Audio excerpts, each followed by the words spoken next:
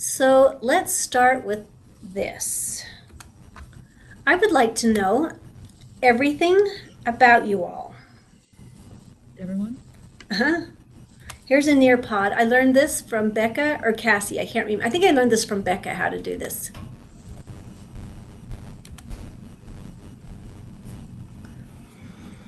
So, can you log on with this code?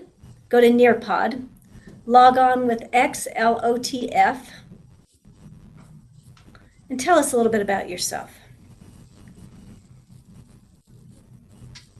And as you tell us about yourself, it'll pop up on my screen.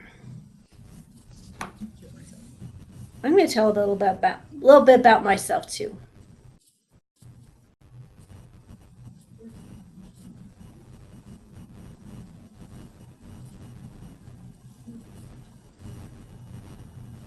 If you hit Nearpod student, it usually comes up.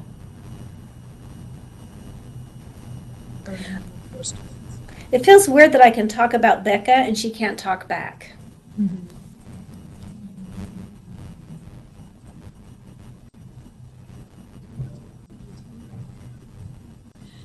If you just go to Pod Student, XLOTF, XLOTF.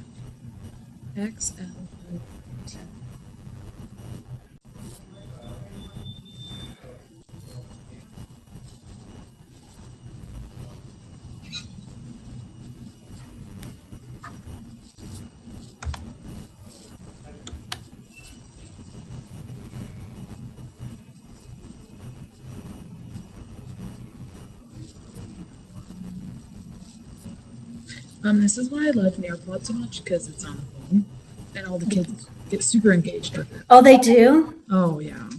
But it takes a lot of time to make one, and I'm not guaranteed the Chromebooks when I need them, so I don't make my own typically. I'm only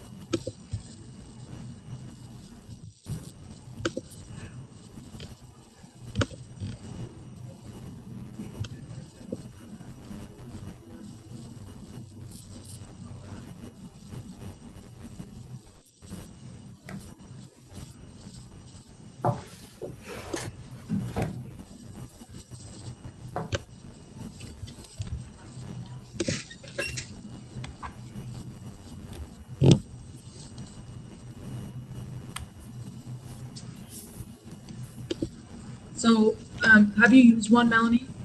I've just practiced it with myself. So, where it says the 6 right now in orange, you have to approve each one of those. So, if you are a teacher teaching this, you can This deny way? someone. Yeah, you can deny responses you don't like, which is nice. Aaron? Yep. Jet?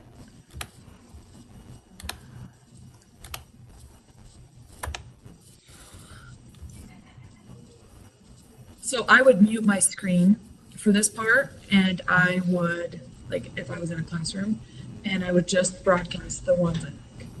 Okay. Exit out of the ones you don't like. So it's kind of neat because you can weed out all those responses that are disrespectful at times. So can you see a little picture of yourself on? So you see everything I see. Okay. Yeah. So Becca says, I teach 4th grade and am exploring more ways to personalize learning for my students. My experience with Master Connect is limited. I have administered 2 tests which were created by someone else. So far, I haven't needed it. High praise. Yes. Aw. Um, Here's my question. Should we just have this be for Becca? What do you want to know, Becca? Since no one else logged in. Yeah, Oh no, Richard Thatcher's here now. Richard He- Thatcher. He's the new principal at Cedar Middle School. Okay. Let's see what Richard's going So, to say. yeah. So you have to approve his pending request, or whoever's is in orange right there.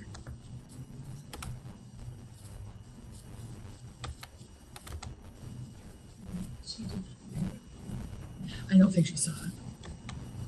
I don't think she denied it.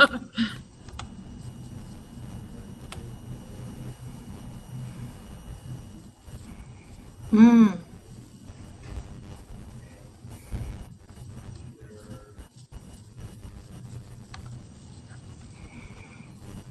So we can get started. Do you want to get started Okay. on Yeah. through? Because maybe if it's just for Becca too and Richard to learn Yeah. what it takes to be a classroom of the 21st century. There's not even a beautiful picture there. Yeah, there you go. Can I start? Yeah, please do. Okay. This is Kayla. That's her fake name, Erin. I'm not using her real name. I knew Kayla in sixth grade, and probably at least once a day, when she would work on her math homework, she would throw herself on the floor and she would sob. There was so much anxiety that was surrounded by math for this girl Is that she literally on the floor? yeah, yeah. Oh. And we figured out a thing. Like this is where you go, and so you're not in the way. And towards the end, I started calling on her, and I could tell it was really rough on her toward the end of the year. And I could tell it was really rough on her, but I only called on her for questions I knew she could answer that were really low level. So I worried about her. And when I took this job with the state, there was one thing that was keeping me from wanting to go all the way 100%, and it was this girl. I thought she just needs me. She needs me. I can't leave her. I need to be her seventh grade mentor. So that's my experience with Kayla. So Kayla came into the classroom this year very damaged when it comes to math, very cynical. Within the first week, I realized she had super high anxiety surrounding math, and we just got to the bottom of it right away. And as a team, Erin and I just made compromises with her. So we made a deal. We'll never call on her. We'll never cold call on her unless we tell her first. So she has plenty of time to think of the answer, and then she's not anxious. And just the other day, she got to the point where she got mad that I skipped over her and I didn't call her because I stopped giving her warnings. So now I can cold call on her. And she was upset with us because she wanted to finish the problem, but I was kind of bouncing around, and she doesn't, she's really engaged now, and she does just fine and has her anxiety under control. I think a lot of that is her being in control and having to be able to make the decisions to be in charge of her learning. So, yeah.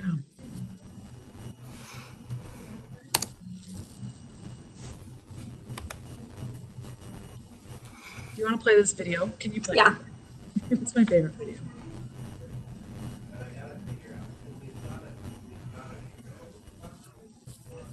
It's super choppy.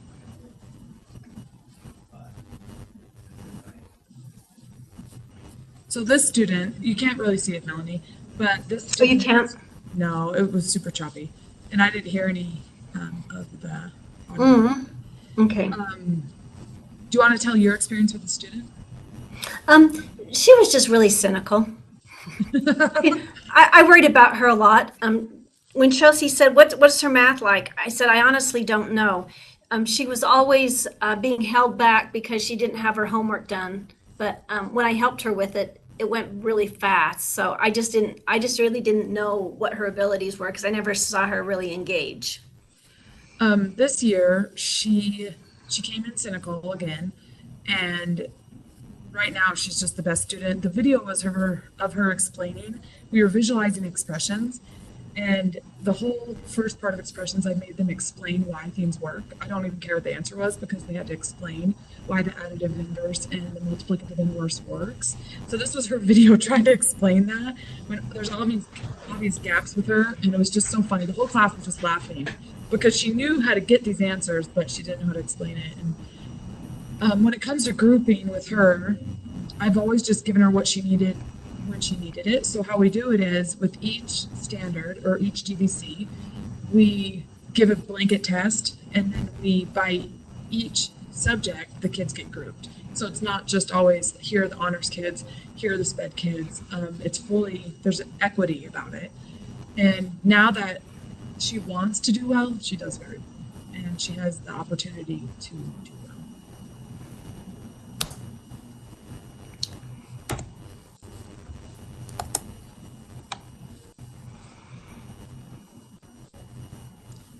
So, do you want to go to that slide? I want to go to this slide. So traditional testing, I've thought a lot about this lately, and when we grow up, there's never a time where we're giving 4 options and one of them seems more right than the other in a nice little paper and pencil form, like A, B, C, D. And so traditional testing just doesn't work for me in my class anymore. The only reason I give traditional testing is so that they can pass standardized test. And I tell them that. I said the only reason we're doing this is because I really want you to feel successful at the end of levels test and benchmarks and things like that. So I've gotten rid of almost all traditional testing unless I have to give it. Like today, I wanted to share just this kid's test. It was an open-ended test, and there was 2 hard questions, and the kids really struggled with it, but they were able to sort it out by the end. And the question was, why does multiplicative inverse work to isolate a variable? And I think that's a good question for a 7th grader because it's using all the proper vocabulary, and it's challenging, and it's not as easy as like you just do the same to both sides, and it shows a higher depth of knowledge. And this student, I'm gonna say this in the beginning, the student didn't get the points for this question, but it was such an interpersonal time we had together that it really just made my day. So his response was, because doing the opposite makes you forget about the variable for a second.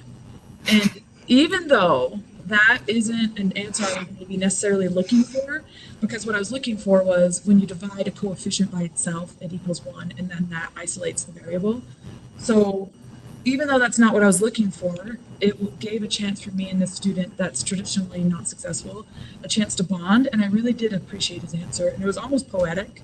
It was almost like an emotional response to a mathematical problem. So when we give open-ended questions in non-traditional tests, we treat these students like humans again, rather than just a bunch of numbers. So that was kind of just an example I had. And this quarter, we went to 100% testing. So I don't do any assignments ever. All I do is testing. So we learn in a group and we all participate fully and we just quiz on it. And if you get it, great, you do enrichment. If you don't, you circle back and we do some retesting and relearning.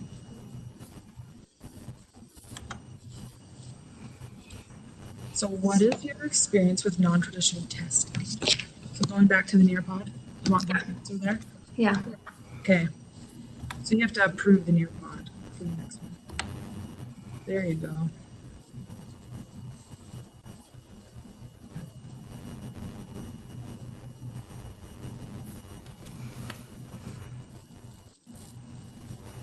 I can honestly say I've never had a teacher in the past give me a non-traditional test where I was able to orally express my answers in a way, or I was able to move around the room and find answers, or talk to other people.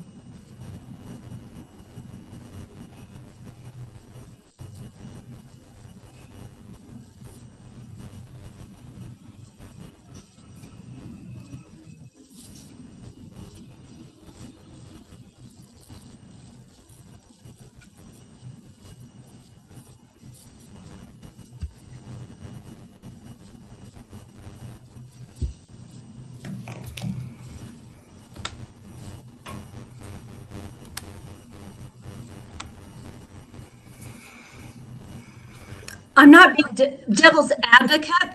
I'm being the devil. Yeah, I know. We know. But that's my fear. That's what would keep me from doing this is I'm thinking, ah, ah, Yeah. everyone's going to judge me on the end of level test scores. What happens when that comes out of my mouth? Because it comes out of my mouth. Being a secondary math teacher, the first thing you think is, I'm not going to pass the benchmarks doing open-ended, humanized testing, and I'm not going to pass the SAGE, and I'm going to look like an idiot. And every time that leaves my mouth, I shut it down because why am I treating them like test scores? So every time I realize that's my thought, I get it out of there, and I think about the moment I had with Kaysen, where he was able to be human with me and really show emotion with it, and not just, can he recite what I said, or can he do the thing that I did? So I love the individualization of it, that every student has their own voice and they can be creative. Becca has a good point. I think her point is similar to mine. She just said it in a way that's nicer. Yeah. So can I tell you, Becca, I've kind of given up. I just, I have to have faith that 21st century skills, that these kids live in my classroom, know how to stick up for themselves when it comes to school, and know what's right and wrong, and they should be tested on a personalized level. So I just kind of have to hope the rest works out. So Jet is in a district data collection position. What are Jet's thoughts? With respect to the benchmarks, can you see that this way of collecting data is as valid?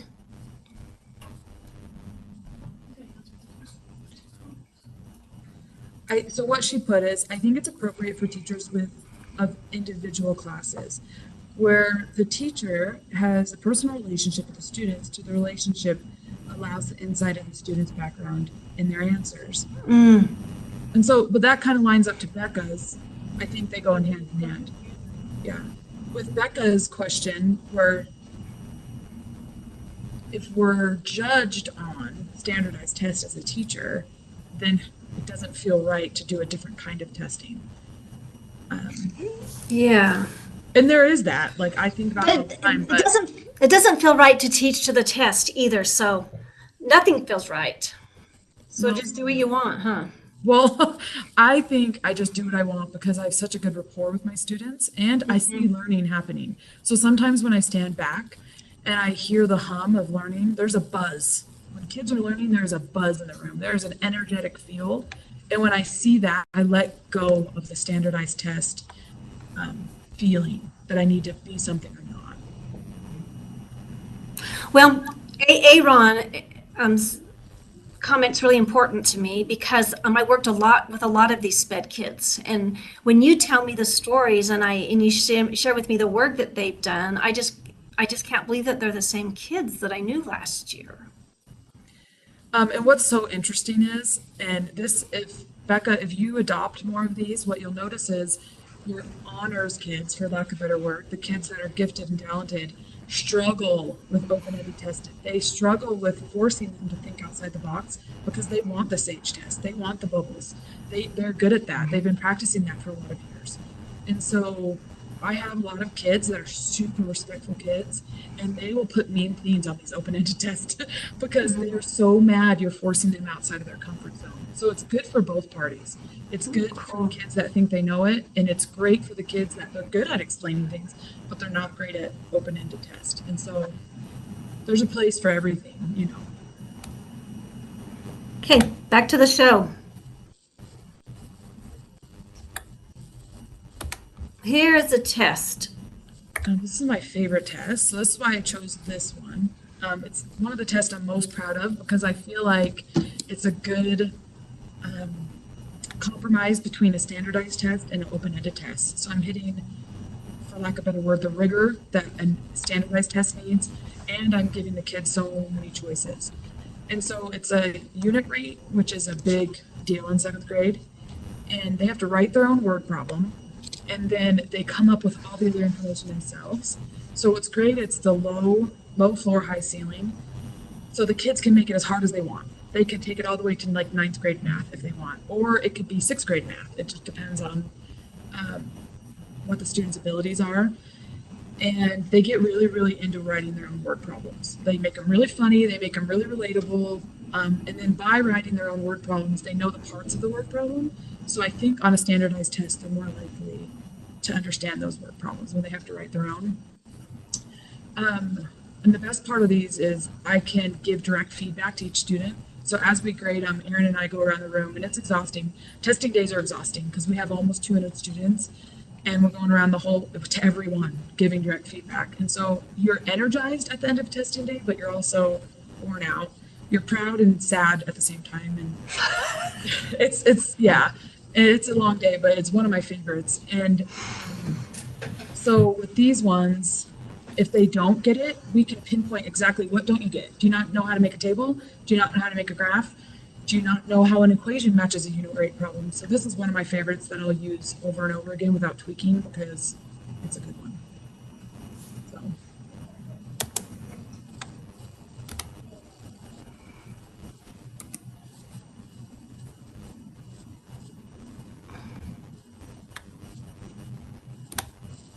So this picture I snapped today after the test, and we just inserted it because these two girls had candy from Mr. Montgomery. After he grades, he gives out candy. He's notorious for his Jolly Ranchers.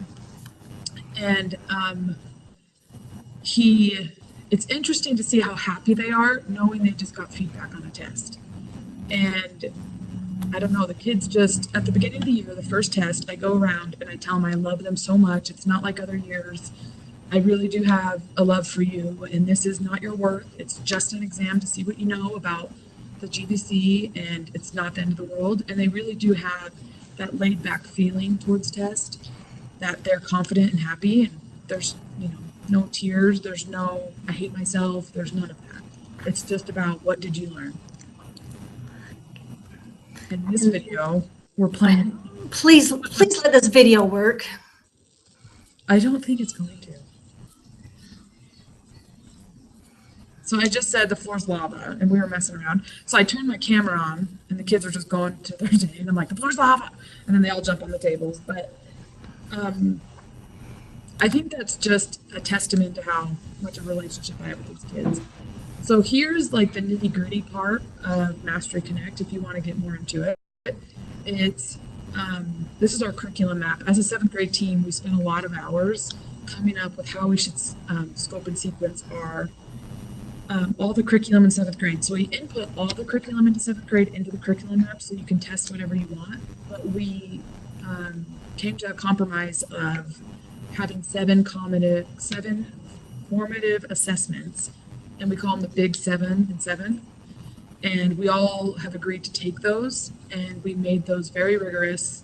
And there was 4 or 5 sets of eyes on those questions. So it's not just my point of view of what unit rate looks like, it's everyone's point of view.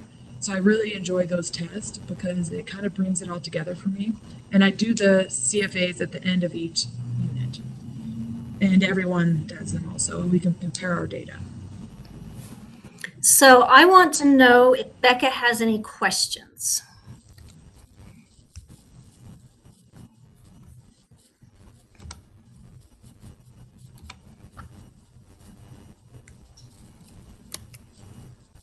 If I don't know how to stop sharing my, never mind, I do. Okay. Any questions from Becca? Because I wonder if you were interested in the logistics of doing this, Becca, or the theory around it.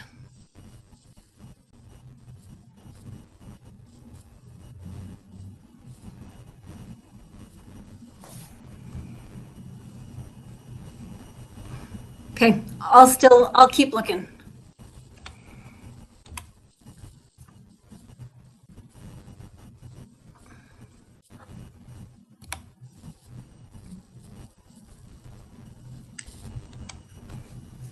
So to start in Mastery Connect, you have to have a foundation, and I'm sure you kind of know that, whoever's on here that's wondering about Mastery Connect. You have to build your curriculum map, and it's really easy to go from year to year. So I just copy and paste it, and I share it with everyone, and we all use the same curriculum map. And from there, you insert your assessments. And then from there, that uploads to your tracker where you can see each student's name, and the district puts each student in, and then they're just categorized into your classes or just one big class or whatever you have. So when we made the curriculum map, we had to have GVCs because we had to decide in a meeting altogether which standards are more important than others, and which ones do we want to go a mile deep on, and which ones are we going to go an inch deep on. And so we went through, and it took us almost a year to come up with these GVCs because we were going back and forth, and we were tweaking them and arguing and undoing the standards. And this is what we came up with after a year of work, is these 7 GVCs.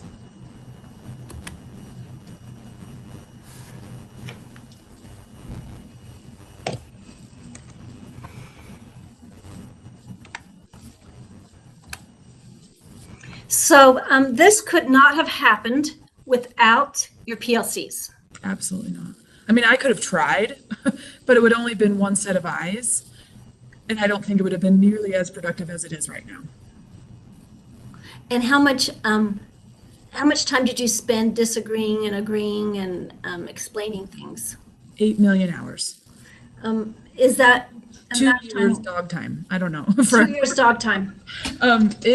We would get into email wars quite a bit. Like, this is what I think, this is what, and then we finally just had a compromise on this is what, especially with the geometry, because it's heavy geometry in 7th grade, but then not in 8th. And so it was just, should we focus on geometry and how long should we focus on it? And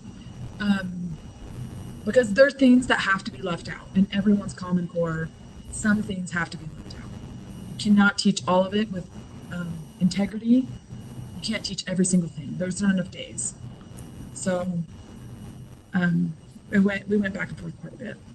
But I love that about our team. I think we have a good 7th grade team, is that we were able to bring so much different concepts and ideas to the table. And then Aaron and I have our personal PLC, which is a whole nother thing to be proud of.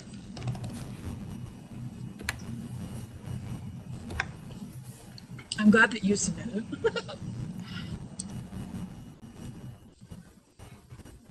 So with Aaron and I's PLC, we have our district PLCs that we don't really get, but we do need. I don't think they're labeled as a PLC, but and then Aaron, Marin, and I, so my other 7th grade counterpart, and Aaron's the co-teacher that's in my room, we meet almost daily in a PLC process. Like, what are we going to do?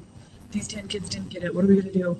Or these 30 kids did get it. How are we going to, like, just today we gave a quiz and we already have to have it figured out before the end of the day. Who's going to go where tomorrow? How are we going to group this? Wow.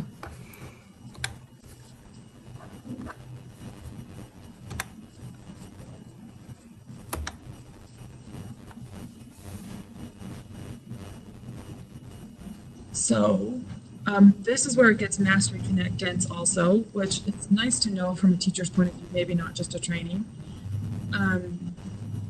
Here's what the student would see on their curriculum map, basically. So this student had failed an equations assessment, but he pretty much always got everything else.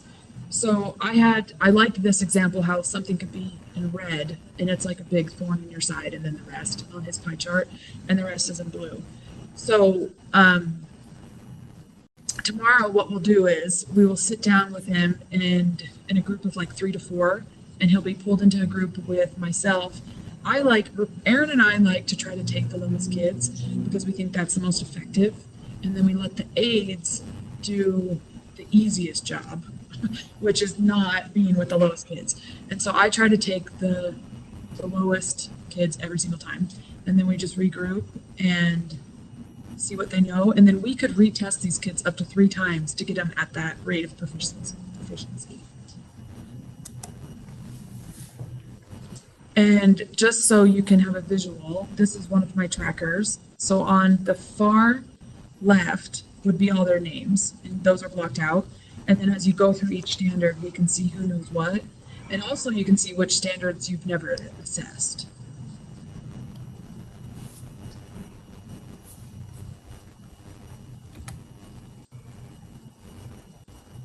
So this is a question for Becca.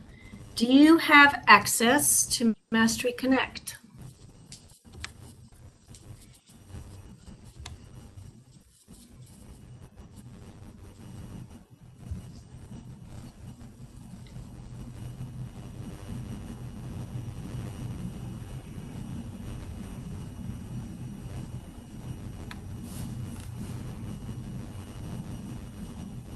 So I would answer yes, I know that for sure on the Nearpod, but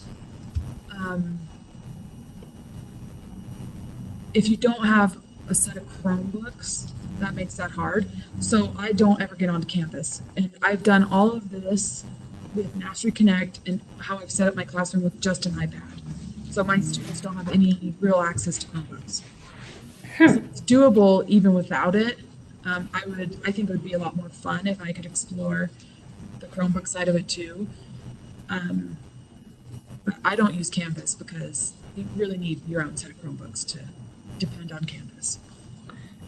True that. I think Becca has Chromebooks in her class, so she might. What grade does Becca teach? I'm thinking fourth, but I don't know. Yeah, the higher grades could use Canvas, but I feel like anything lower than fourth would be hard. Yeah.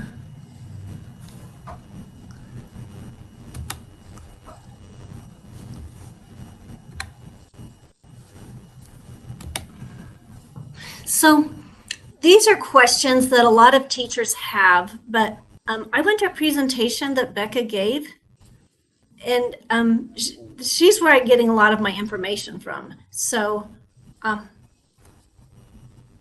don't know if Becca needs these questions answered. Oh, okay. Well, let's talk about the second one. How do you keep up with the scope and sequence when you have to slow down for students? That's a big one. We don't slow down. So on the day after the test, we have it kind of hammered out, but there's always room for improvement, and I'm always looking for new ways. But the day after the test, we split up, and either Aaron takes all the high and I take all the low, or vice versa. We switch it every time so there's no stigmas. And then we take one day for enrich and retake is what we call it. So one group enriches, one group retakes. And if the kids usually most kids will get it at that point once they get the one-on-one help and we see what they don't have. Most kids will get it in those small groups. And if they don't, after that, I have to flag them on our flex time, or I have to call parents and ask them to bring them in before school. If they need more than 30 minutes of tutoring, they need to come see me. And so I make time for them outside of my work hours. Like on Friday morning, I come in at 7 every Friday morning, and kids come in for tutoring every Friday. So I don't slow down. I keep going. They just have to work harder. And that compromise is okay because I have a lot of buy-in in the classroom. So most kids will come in and get that hammered out because they don't want to not be a part of the group the next day. So. Cool. Let's do the Nearpod question in Q&A for Chelsea.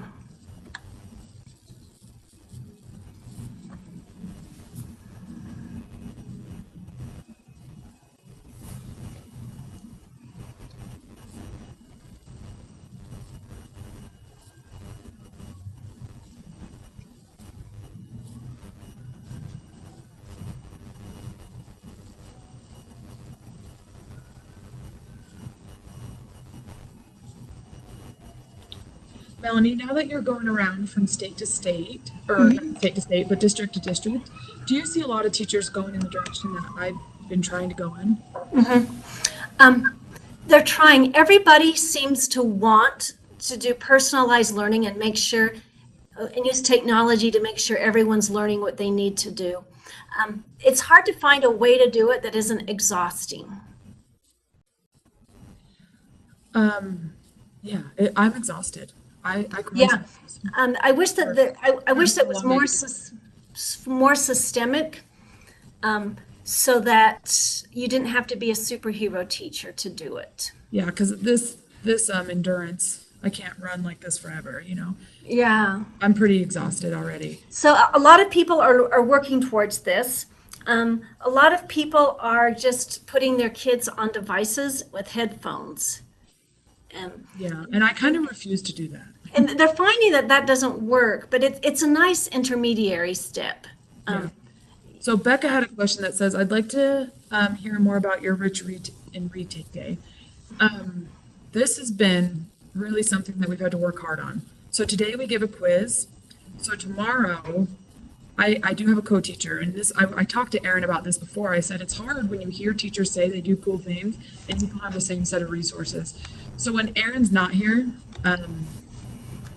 what I do is I have a really tight room. So we sit on the floor. I get the lowest group, like the bottom five, and I put all the other kids on a Desmos activity or a Nearpod or something that's super interactive, but takes the concept a step further.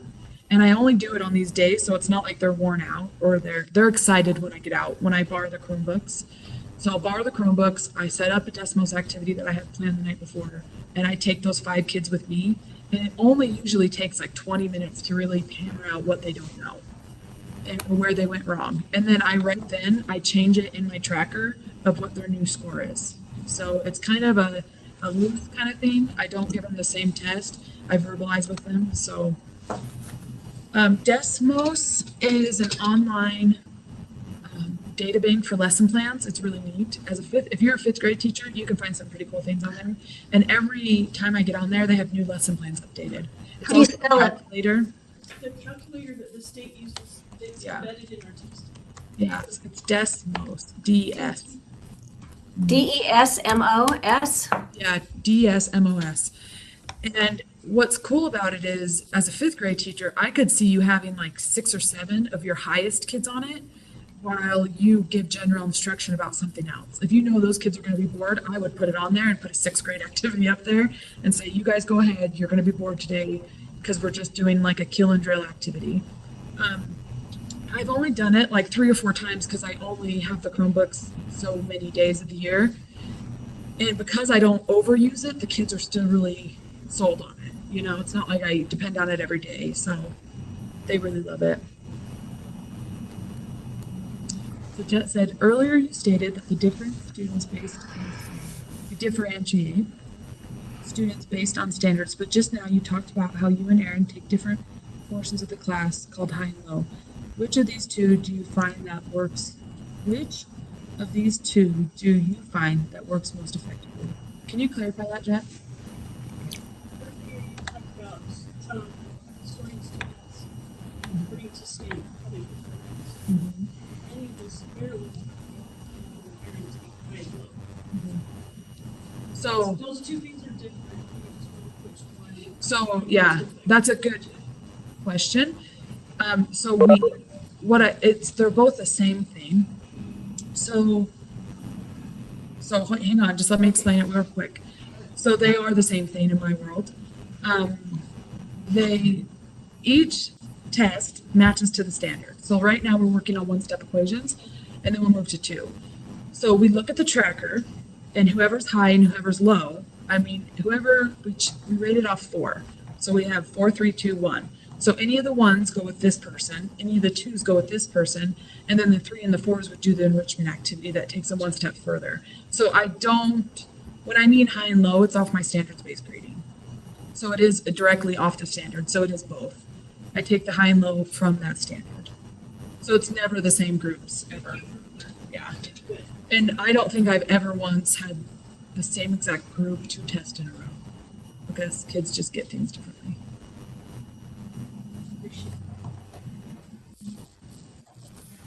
I think that's it.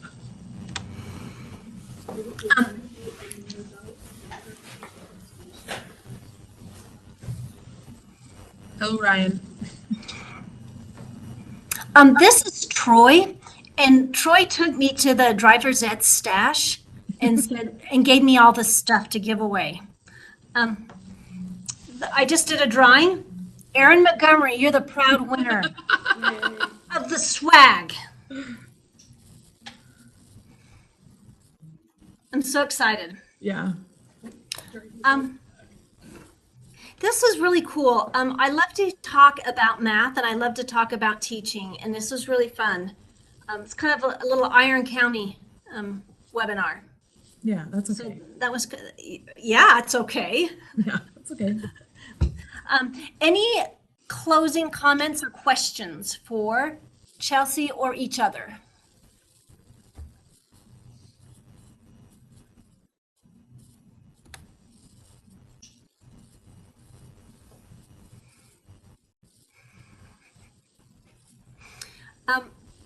Becca just typed, "Yay, iron." And she made iron in all caps.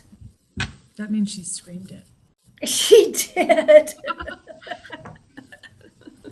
You have really good handwriting, Becca.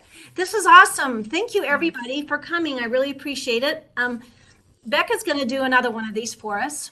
So, I can't wait to see Becca's. yeah, I need to talk to her. I'm going to email her tomorrow and talk about dates.